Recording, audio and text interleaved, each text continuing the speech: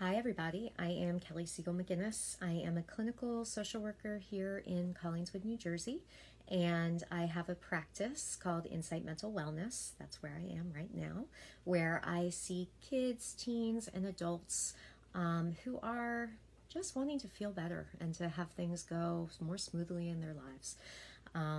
And this is a technique that I like to use with my clients, and I wanted to teach it to everybody because it is so helpful in reducing stress. And right now, with the holidays in full swing, even though it is still technically November, we could all use a way to manage our stress. So, as soon as Thanksgiving was over, I was kind of taken aback by how quickly all of the holiday stuff was here.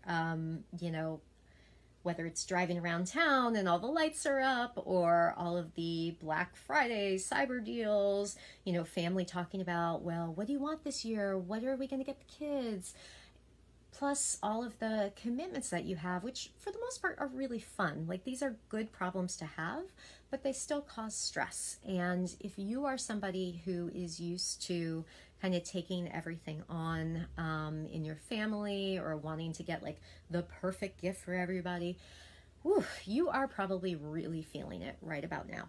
So I want you to have a happy holiday. I want you to have a good December, and to be able to also take care of yourself. And this technique is really going to help you with that. So it is called tapping. It's also called emotional freedom technique, acupressure, energy psychology.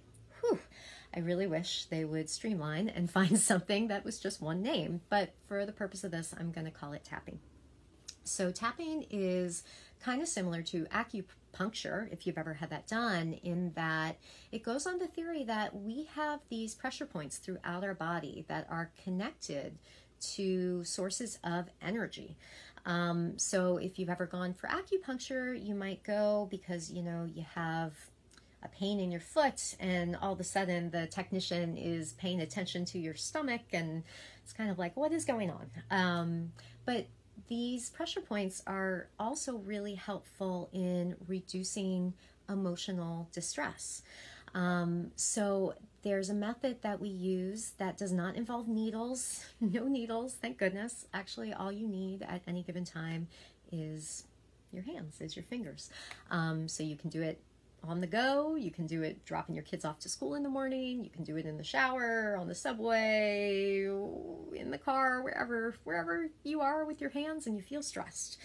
So it's a great way to kind of get out of your head and get into the moment. So, when we have that laundry list of things to do and we feel like that hamster just like spinning on the wheel, nothing's getting solved, but we are just so in our head that everything else is eclipsed. So we want to interrupt that. So we can use tapping to help us identify what's going on, how we really are feeling about it, without apologizing for that, and hopefully come to a place of some resolution about what we can do and decrease our stress. Okay? So I want you to think about just something that is stressing you out right now.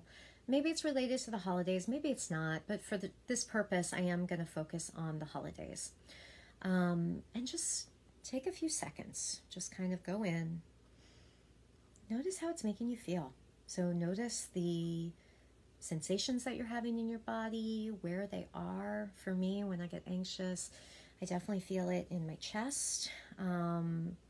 So just kind of tune into that and notice what's coming up for you. Anger, stress, anxiety, frustration.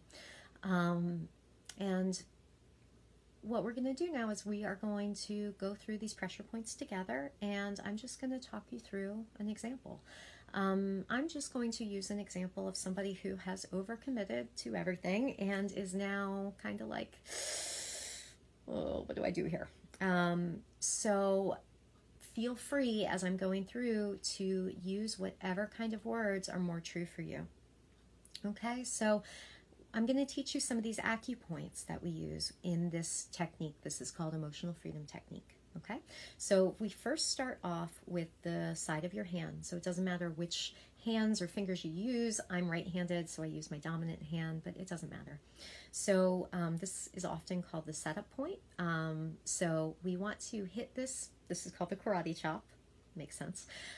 So we want a karate chop, or we want to just kind of hold that area, make contact with it in some way. All right. And as we do that, we might say to ourselves, we might say out loud, we're just stating what our problem is. So even though I am really stressed about the holidays and wish I had not committed to host 5 events at my house, I'm okay. Even though I am really regretting signing up for all this stuff, I'll be okay. I'm here, I'm breathing, but yeah, I wish I didn't do this. All right, so that's kind of whatever words are right for you. That's just basically what you're doing, that initial setup.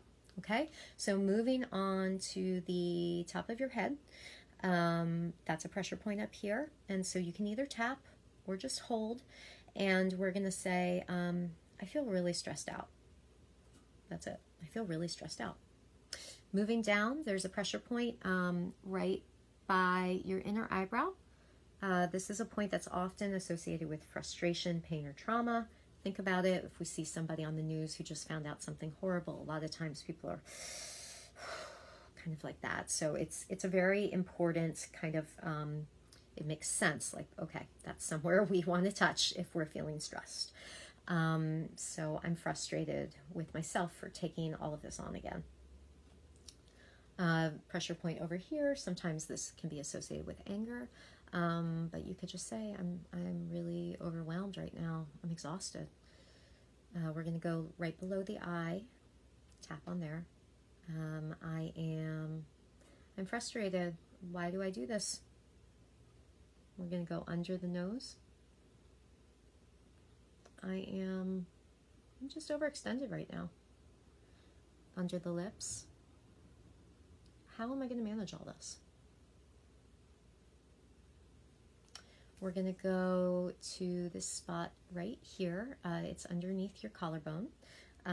So it's often called the soft spot. It's a great place for self-compassion.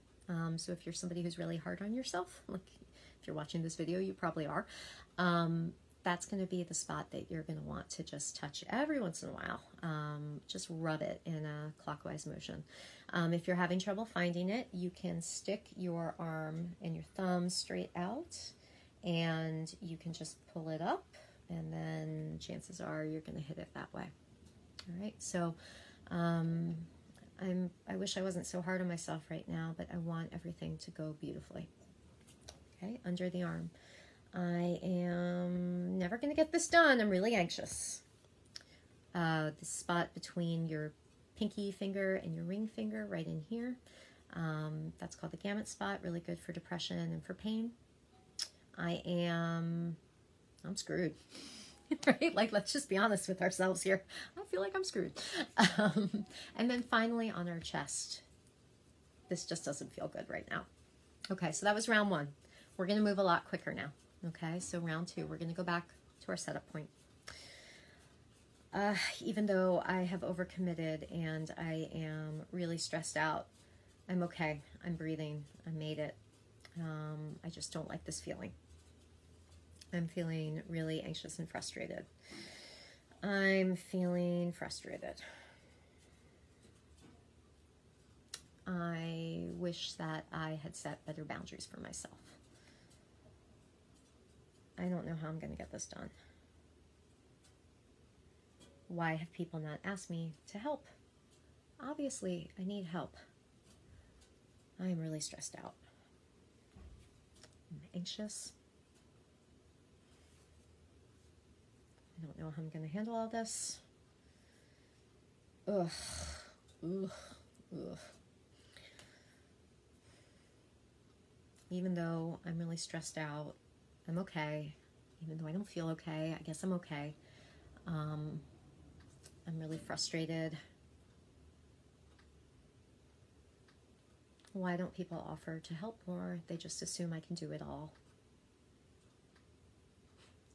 Maybe it's because I tell people that I can do it all. Oh, but I really can't. I can ask a few people for help. Yeah, I can call a few of my friends and ask them to bring some side dishes, and I can also offer to support the holiday toy drive instead of organize it all. Yeah, okay, so I'm anxious, but I think that's more manageable. I don't like asking people for help, but I think that's the only way I'm going to get through it. That feels a little better. Okay, so usually what happens on the third round of doing this is that we notice we're thinking about things in a different way. So maybe when we start out, asking for help is just never something that's going to happen because we just assume that people should be able to read our minds and read our face when we're like, yeah, I can do that.